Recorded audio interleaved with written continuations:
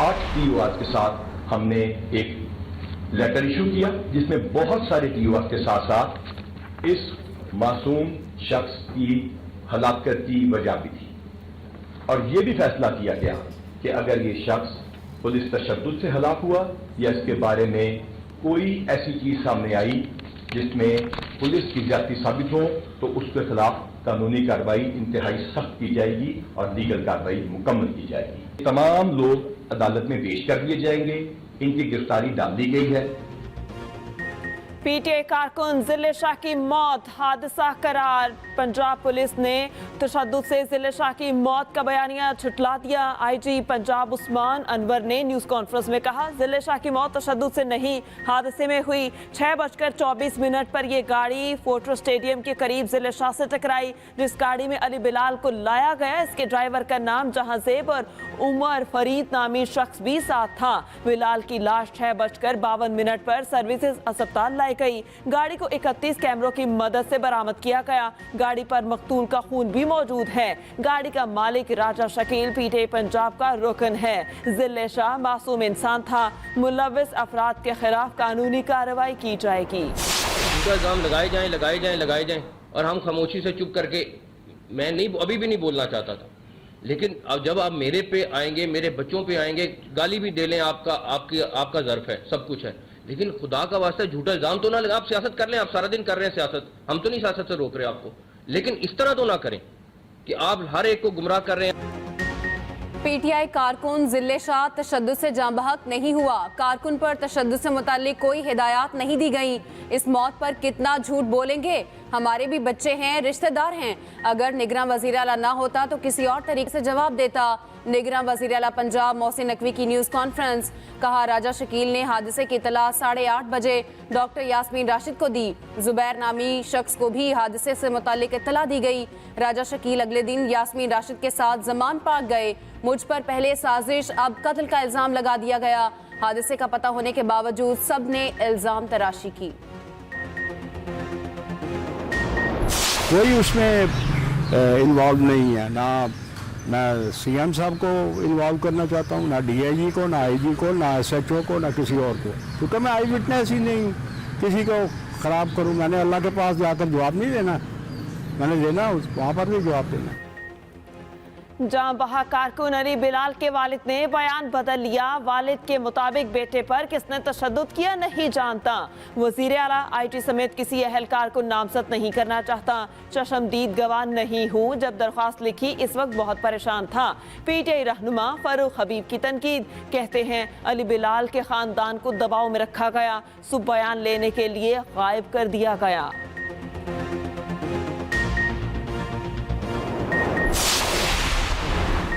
दौरान हिरासत तशद्दुद से कारकुन की हलाकत पर अदलिया कब हरकत में आएगी? चेयरमैन तहरीक इंसाफ इमरान खान का सवाल।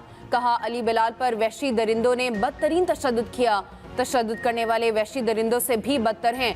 पाकिस्तान बतौर रियासत तशद्दुद के खिलाफ आलमी कन्वेंशन का हिस्सा है। ये भी बोले, मुझे इलेक्शन मुहिम से रोका जा रहा है। मरियम नवाज टैक्स के पैसों से मुहिम चला रही हैं, उनकी पूरी मदद की जा रही है। ये अलग बात है, इनके जलसों में कोई नहीं आ रहा।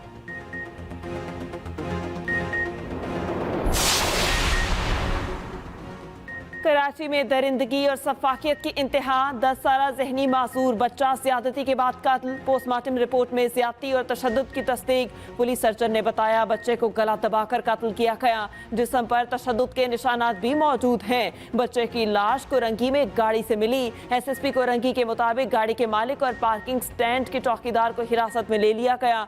दोनों का डीएनए टेस्ट कराया जाएगा।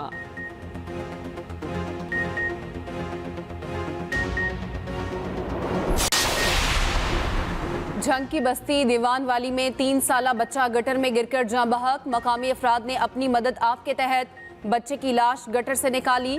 लवाहिकीन का लाश अयूब चौक में रखकर एहतजाज, नारेबाजी। इलाका मकीनों का कहना है कि बल्दिया हुकाम को सीवरेज की बहाली के लिए दरख्वास्तें दी, लेकिन कोई अमल दरामद नहीं हुआ।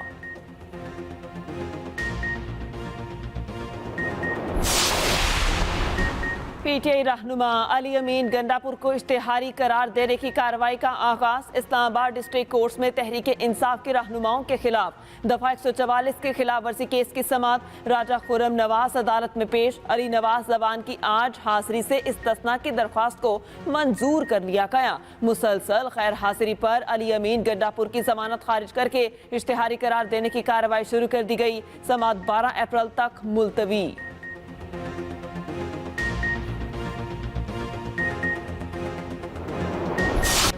रमजान से पहले महंगाई का तूफान बिफर गया। मुनाफाखोर माफिया ने छुरियां तेज कर ली। एक हफ्ते में महंगाई की शरह मजीद 1.37% बढ़ गई। सालाना बुनियाद पर महंगाई की शरह में इजाफा 42.27% तक पहुंच गया। रवा हफ्ते 29 अशिया ज़रूरिया महंगी। आलू, प्याज, चीनी, टमाटर, साबुन, आटा, मटन, बीफ, घी, दालें, तेल, माचिस, चावल महंगे हुए। 14 अशिया की कीमतों में इस्तेहकाम रहा। इदारा शुमारियात की रिपोर्ट के मुताबिक 44,000 माहाना आमदनी वाला तबका सबसे ज्यादा मुतासिर हुआ। इसके लिए महंगाई की शरह 44% से ऊपर रही।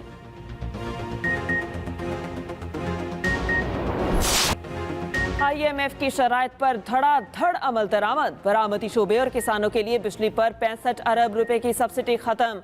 बरामदी शोबे के लिए बिजली 12 रुपए 13 पैसे फी यूनिट महंगी करने की मंजूरी। किसानों के लिए बिजली 3 रुपए 60 पैसे फी यूनिट महंगी। रवा साल आम सार्फिन से 14 रुपए 24 पैसे वसूल किए जाने की इजाजत। नेपरा ने नोटिफिकेशन जारी कर दिया। कराची के शहरियों से 13 रुपए 87 पैसे फी यूनिट वसूल किए जाएंगे।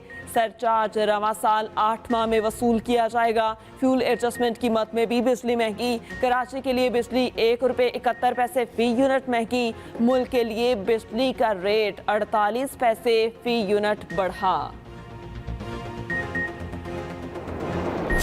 महंगाई से लोगों की चीखें निकल आई हैं। महंगाई इतनी ज्यादा हो गई है कि अभी आम बंदा अफोर्ड ही नहीं कर सकता, खाना भी अफोर्ड नहीं कर रहा। 2 वक्त की रोटी खाने की तो बहुत मुश्किल है, लेकिन बंदा 1 वक्त की रोटी भी नहीं कमा सकता है। आटा नहीं मिल रहा, कुछ नहीं मिल रहा, बहुत मुश्किल से जिंदगी गुजर रही है। पोष बंदे का तो जीना आराम हो गया जी इस दौर में। इनकम कोई है नहीं, जो 30 से 40,000 कमा रहे हैं मंथली, उसका भी घर का चूल्हा बुझ रहा है। हुकूमत ने यानी कि इतनी महंगाई कर दी है, लोगों का जीना जो है ना तंग कर दिया है। बच्चों को क्या खिलाएं, क्या कमाएं, गरीब से सब कुछ ही छीन लिया गया। अवाम की महंगाई पर दुहाई। हुकूमत से फौरी रिलीफ का मुतालिबा। महंगाई के असरात को तबाहकुन करार दे दिया।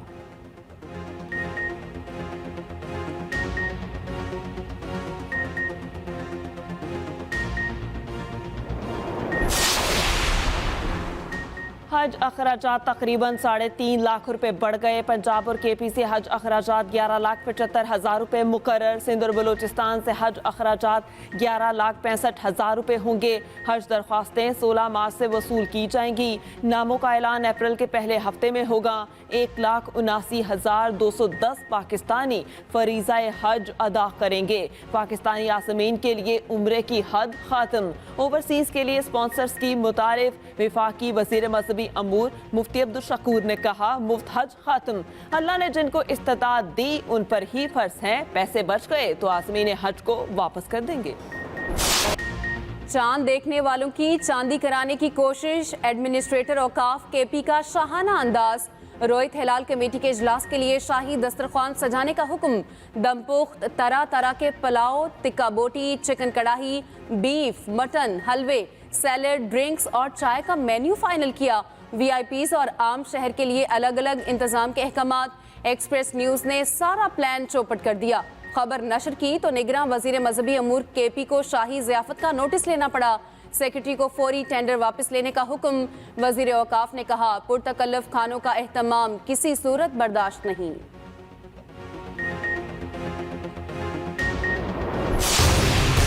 इमरान तेरे सहूलतकार, एक एक करके सब फरार।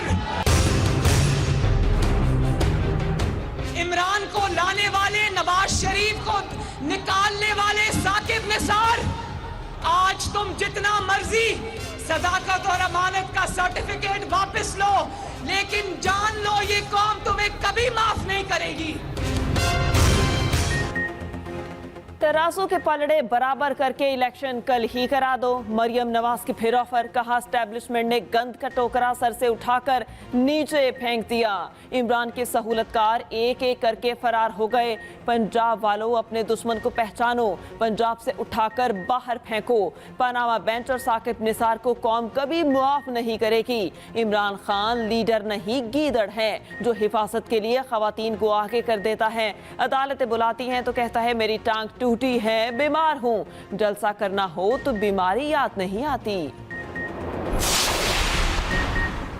इमरान खान, फिक्र ना करो, तुम्हें भी गिरफ्तार किया जाएगा। वजीर दाखिला राना सनाउल्लाह की इमरान खान को खुली वार्निंग, कहा कभी उधर भागते हो कभी उधर भागते हो, गिरफ्तार होना पड़ेगा। भाग भाग कर थक जाओगे फिर गिरफ्तार करेंगे, ये पकड़ा भी जाएगा और जेल भी जाएगा। इमरान खान से तोशाखाना का हिसाब लिया जाएगा।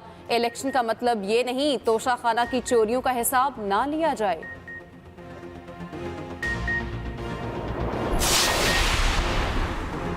इमरान खान ने गिरफ्तारी की सूरत में फैसलों का इख्तियार शाह महमूद कुरैशी को दे दिया। मुमकिन गिरफ्तारी से पहले पार्टी उम्मीदवार फाइनल करने की कोशिशें। चंद दिनों में पंजाब और केपी में पार्टी टिकटों का फैसला हो जाएगा। अगले हफ्ते से इंतखाबी जलसे शुरू करने की मंजूरी। पीटीआई का जमान पार्क में मजीद कैंप लगाने का फैसला। उधर कोयटा पुलिस को इमरान खान की गिरफ्तारी से रोक दिया गया। बलोचिस्तान हाई कोर्ट ने वारंट गिरफ्तारी 2 हफ्ते के लिए मुअत्तल कर दिए।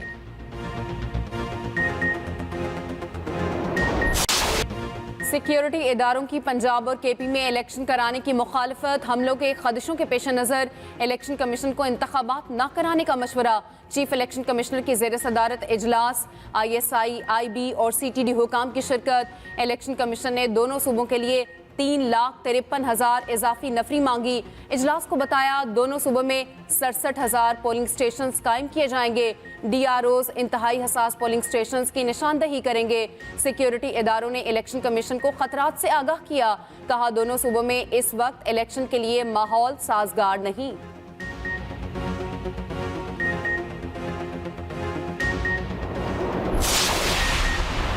पीटीआई की दरख्वास्त रद्द, इलेक्शन के लिए ROs और DROs ब्यूरोक्रेसी से ले लिए गए। इलेक्शन कमीशन ने तैनाती कर दी। पंजाब में इलेक्शन के लिए 36 DROs और 297 ROs तैनात, 594 AROs की भी तैनाती। तहरीक इंसाफ ने चीफ इलेक्शन कमिश्नर से मुलाकात में अदलिया से ROs लेने की सिफारिश की थी। इलेक्शन कमीशन ने बताया अदलिया ने ROs देने से मुआजरत की है। अमीर जमात इस्लामी सिराजुल हक का निज़ाम से बगावत का ऐलान, कहा PDM ने पाकिस्तान को तबाही के देहाने पर पहुंचा दिया। हमेशा अवाम ने कुर्बानियां दी, अब नहीं देंगे। सिर्फ पंजाब में इंतखाबात का ऐलान, नामुकम्मल इलेक्शन होगा। पूरे मुल्क में इलेक्शन का ऐलान होना चाहिए।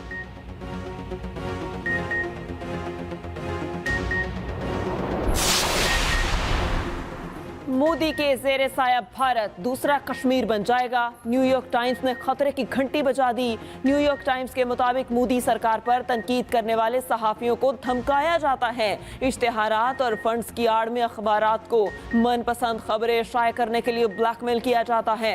2019 में कश्मीर टाइम्स ने इंटरनेट बंदिश पर मोदी के खिलाफ अदालत में दरख्वास्त दायर की। मोदी सरकार ने अखबार ही बंद करा दिया। पाबंदियों से बचने और माशी फवायद की खातिर भारतीय मीडिया मोदी का तर्जुमान बना हुआ है। BBC की मोदी मुखालिफ सीरीज की नशरियात रोकना और इनकम टैक्स की आड़ में दफातर पर हमले सहाफती आवाज़ों को दबाने के हथकंडे हैं। As far as Pakistan is concerned, I can imagine a time when Pakistan would be able to recognize Israel, but it would not be possible without first the people of Palestine making that decision. Our country is clear, our people are clear, our history is clear. Pakistan का Israel को तस्लीम करने का सवाल ही पैदा नहीं होता। जब तक फ़लस्तीनी इसराइल को तस्लीम नहीं करते, पाकिस्तान भी तस्लीम नहीं करेगा।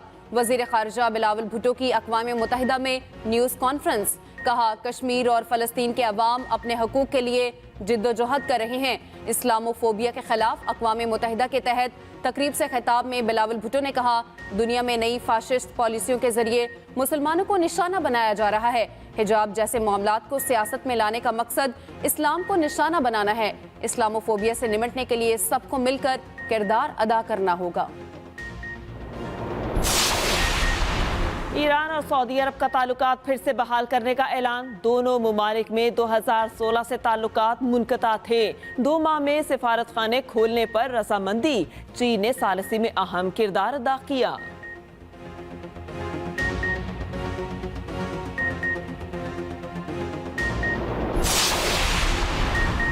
कराची की गरीबाबाद फर्नीचर मार्केट में खौफनाक आतिशबाजी। फायर ब्रिगेड हुकाम के मुताबिक आग से 18 छोटी बड़ी दुकानों कारखानों को नुकसान पहुंचा। लाखों रुपए का सामान जलकर राख हो गया। फायर ब्रिगेड की 6 गाड़ियों ने आग बुझाने के अमल में हिस्सा लिया।